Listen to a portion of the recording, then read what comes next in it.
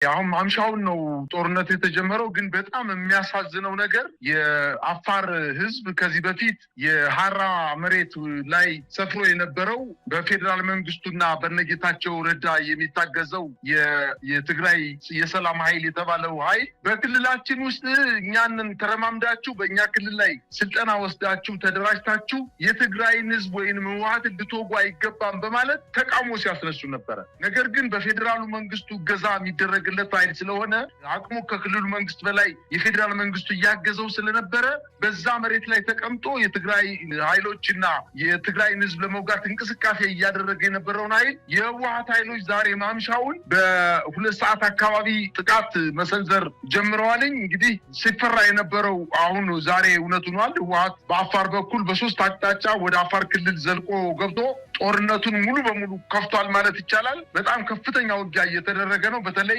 መጋሌ ተብሎ በሚጠቀሱት የአፋር ግዛት አካባቢ በጣም በርካታ ሰራዊት የትግራይ የህወሓት ኃይል ገብቷልኝ። እንግዲህ የትግራይ የሰላም ኃይሎች የሚባሉት በአብይ አህመድ የሚደገፉ ኃይሎች ነው በዋነኝነት ለማጥቃት እንቅስቃሴ እየተደረገ ያለው። አሁን በአጠቃላይ በአፋር ክልል ላይ ትግራይ የሰላም ኃይሎችና የህወሓት ኃይሎች የውክልና ጦርነት እየተደረገ ያለው በዛ ክልል ላይ የአፋር ክልል እንግዲህ ያው እንደተለመደው ከዚህ በፊትም ከፍተኛ ውጊያ ሲደረግ እንደተጎዳው ህዝብ ሳይለት ዓለም ሳይመለከትለት ማንንም ሳይጮህለት ከፍተኛ ጉዳት ሊያደርሱበት እንደሚችሉ ነው የሰማነው። ከዚህ በፊት እንግዲህ የብልጽግና ጄኔራሎች ከሰሞኑ በሚዲያ ወጣው ህወሓት ከስሩ ተነቅሎ ካልጠፋች ሀገር ሰላም አታገኝም፣ እኛ የወታደራዊ ጄኔራሎችን በእጃችን አስገብተን ሕክምና ልከን እያለ ኢታማጆር ሹሙ እየተናገረ በነበረበት ሰዓትና እነሱን ለማታለልና ወደ እነሱ ወገን ለመሳብ ከፍተኛ ጥረት ያደረጉ በነበረበት ሰዓት ከዚህ በፊትም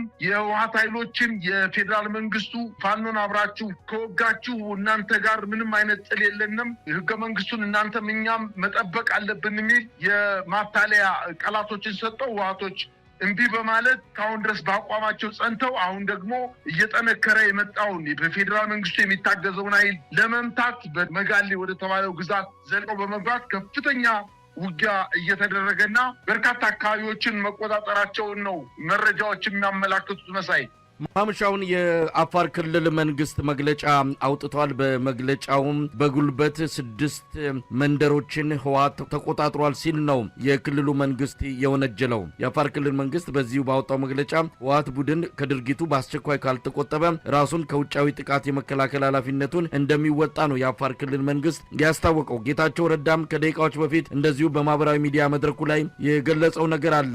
የህወሓት ጦር አፋር ድረስ ዘልቆ ጦርነት መክፈቱን በመግለጽ ዋና ተጠያቂዎቹ ፍስሐ ማንጁስና ዮሐንስ ሜዲድ እንደሆኑ አመልክቷል። ህወሓት የፕሪቶሪያውን የሰላም ስምምነት በይፋ ጥሶ የአፋር ህዝብ ላይ ግልጽ ጦርነት ከፍቷል የሚል ነው። እስካሁን ከህወሓት በኩል የተሰጠ መግለጫ የለም። ታጣቂዎቹ ግን በአፋር ክልል ሐራ መሬት በሚታወቀውና በአብይ አህመድ የፖለቲካና የወታደራዊ ድጋፍ እየሰለጠኑና እየተወረወሩ ወደ ትግራይ ክልል በመግባት ህወሓት ላይ ጥቃት እንዲፈጽሙ የታቀዱ ኃይሎችን እየመሩ የሚገኙ እንደሆነ ይታወቃል።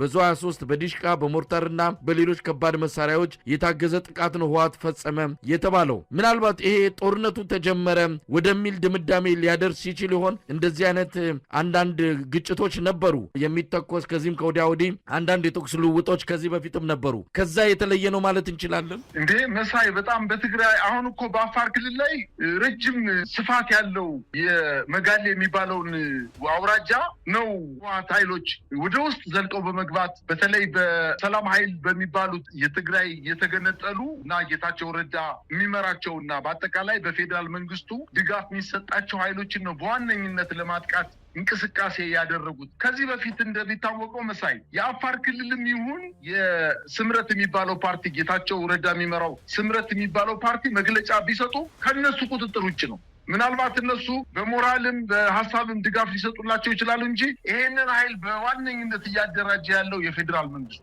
መንግስቱ በሰሜን አካባቢ ህብረተሰቡ በሰላም እንዳይኖር በጦርነት ለረጅም ጊዜ እርስ በርሱ እየተሻኮተ እንዲኖር ለማድረግና በመሀል ሀገር ያለውን የፖለቲካ ወንበሩን አስጠብቆ ለመቀጠል በሰሜን አካባቢ ያሉ ኃይሎችን እርስ በርሳቸው በማጋጨት ከፍተኛ የሆነ ሴራ ጠንሶ እንቅስቃሴ እያደረገ እንደሆነ አሁን የህወሓት ኃይሎች እየገባቸው ይመስለኛል። መሳይ በታስታውስ ከሆነ በፕሪቶሪያ ላይ ስምምነት ከተደረገ በኋላ የህወሓትና የፌዴራል መንግስቱ ስምምነት አድርገው በተፈራርመው እንደተመለሱ ትጥቃቸውን በተወሰነ ጊዜ የመጀመሪያ የነፍስ ወከፍ መሳሪያቸውን ያወርዳሉ። ከዛ በኋላ ደግሞ የቡድን መሳሪያዎች እና ከባድ መሳሪያዎችን ያስረክባሉ የሚል ስምምነት ከሰጡ በኋላ የተደራዳሪው የፌዴራል መንግስቱን ወክሎ የተደራደረው ሬድዋን ሁሴን እኛ ከሌሎች ክልሎች በተለየ ሁኔታ የነፍስ ወከፍ መሳሪያና የቡድን መሳሪያዎችን አናስወርድም፣ የትግራይ ህዝብ ራሱን መጠበቅ ስላለበት ብሎ ወደ እነሱ ለመሳብ ከፍተኛ ጥረት አድርጎ ነበር። ነገር ግን የህወሓት ኃይሎች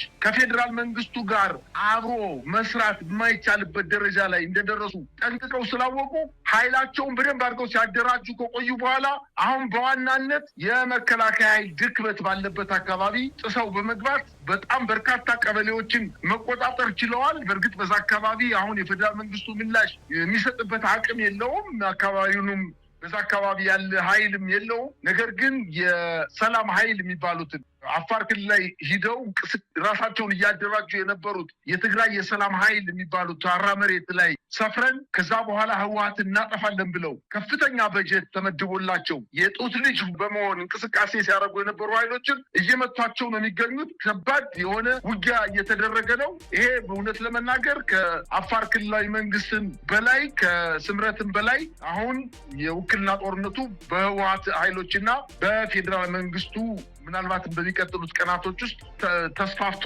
ሊቀጥል እንደሚችል ነው መረጃዎች የሚያመላክቱት። መሳይ ሰሞኑን የአብይ አህመድ ጀነራሎች ዳርዳር እያሉ እንዳለ ጦርነት ሊጀመር እንደሚችል በሚያስተላልፏቸው መልእክቶች፣ በዛቻዎቻቸው፣ በተለያዩ እንቅስቃሴዎቻቸው ጦርነት በዛ አካባቢ ሊኖር እንደሚችል በተለይ ከትግራይ ኃይሎች ጋር እንደሚኖር ተገልጿል። ህወሓትም ይህንን አስመልክቶ የፌዴራል መንግስቱ ዝግጅት እያደረገ እንደሆነ ከትላንት በስቲያ ባወጣው መግለጫም አስታውቋል። ስለዚህ የጦርነት ዳመና አንዣቧል። አንድ በሰብአዊ መብት ላይ የሚሰራ ተቋም እንደዚሁ በሁለቱ ኃይሎች መሃል ያለው ፍጥጫ ወደ ጦርነት ሊያመራ ከጫፍ ደርሷል ሲል አስታውቆ ነበር። ያ እንግዲህ አሁን ለይቶለት ጦርነቱ ፈንድቷል ማለት የሚቻልበት ደረጃ ላይ የደረሰ ይመስላል። አንዳች ለውጥ ካልመጣ ዓለም አቀፍ ተቋማት፣ ዓለም አቀፍ ተጽዕኖ የሚፈጥሩ መንግስታት ጣልቃ ካልገቡ በስተቀረም በሁለቱ ኃይሎች መሃል ጦርነት መጀመሩን የሚያሳይ ፍንጮች እየታዩ ነው። የፌዴራል መንግስቱ በቀጥታ ዘው ብሎ ሊገባበት እንደሚችል ምንም ጥርጥር የለውም። ይህን ተከትሎ ሌሎች አካላትም እንደዚሁ በጦርነቱ ላይ እጃቸውን አስገብተው አጠቃላይ ቀጠናዊ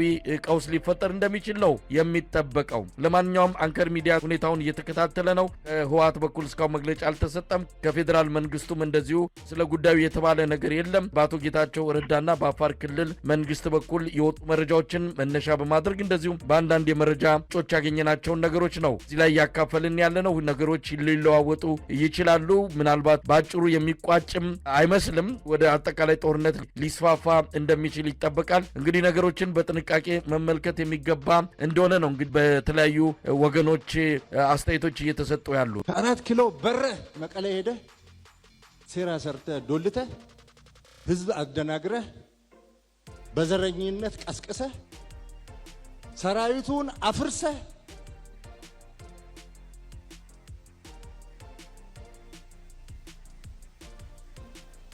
የመጨረሻው የዚህ ሀገር ምሽግ ሰሜን እዝ ነው ብለ ሰሜን እዝን ማፈራረስ በጣም ክህደት ነው። ከኔ ጋር የበሉ ጀነራሎች አሉ። ከኔ ጋር ጓደኛ የነበሩ ጀነራሎች አሉ።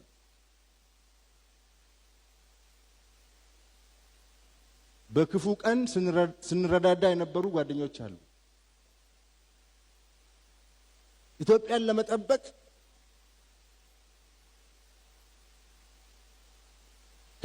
ከኛ ጋር ሆነው አብረን ሆነን ሐሳብ ስናንሸራሽር የነበራቸው ሰዎች አሉ። በአንድ ጊዜ ተገልብጠው ጠላት ሆኑ። ማላይ ኢትዮጵያ ላይ ያን ጊዜ እኮ 2013 እኮ መንግስት አዲስ ነው። በእግሩም አልቆመም። ሰራዊቱንም አልገነባም።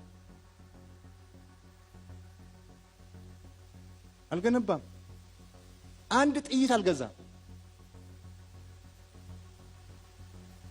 ራሱም አልተረጋጋም። ሁሉም ፖለቲከኛ ነኝ ባይ እየወጣ በየዞኑ የሚበጠብጠው የነበረ መንግስት ነው። ታስታውሳላችሁ? ሻሸመኔ ሲቃጠል፣ አጫሉ ሲሞት፣ የቡራዩ የአብዲ ኢሌ የሲዳማና ወላይታ ግጭት የአክቲቪስቶች በየጊዜው የሚፈጥሩት ረብሻ እዛ ውስጥ ነው የነበረው። ያ መንግስት ይሄንን ትቶ ህወሓት ላይ ጦርነት ከፍታለሁ ብሎ ሊያስብ አይችልም። እንደዚህ አይነት ታሪክ የለም። ጦርነት ተዘጋጅተህ ነው እንጂ ሳትዘጋጅ፣ ጦርነት መቀመጫህን አስተካክለህ ነው እንጂ መቀመጫ ሳይስተካከል አታውጅም።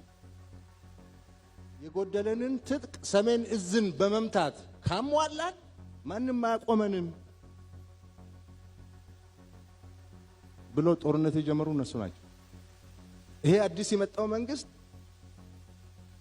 በአንድ ጊዜ እንጠራርገዋለን ብለው ሪፖርት አድርገዋል። ነጮች ይቅርባችሁ አትችሏቸውም ብለውናል። ይቅርባችሁ አትችሏቸውም። 250,000 ሰው አዘጋጅተዋል።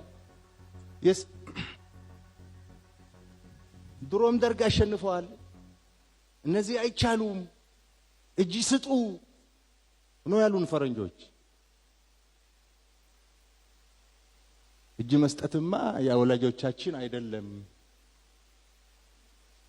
እጅ ከመስጠት አንድ ቀን ማደር የለንም ብንም መሞት አለብን ብለን ነው ወደ ውጊያ የገባ ነው። እንትና የተናገረው ትክክል ነው። እዚህ ማን ነው ስሙ? ሴኩቱሬ ሀቅ ነው የተናገረው። ያን ጊዜ መላው ህወሓት አጨብጭቧል። በኋላ ሴኩቱሬ ከሞተ በኋላ ጦርነቱን እናንተ ናችሁ የጀመራችሁት የሚል የዲፕሎማሲ ጫና ሲመጣ ሴኩቱሬንም ካዱት።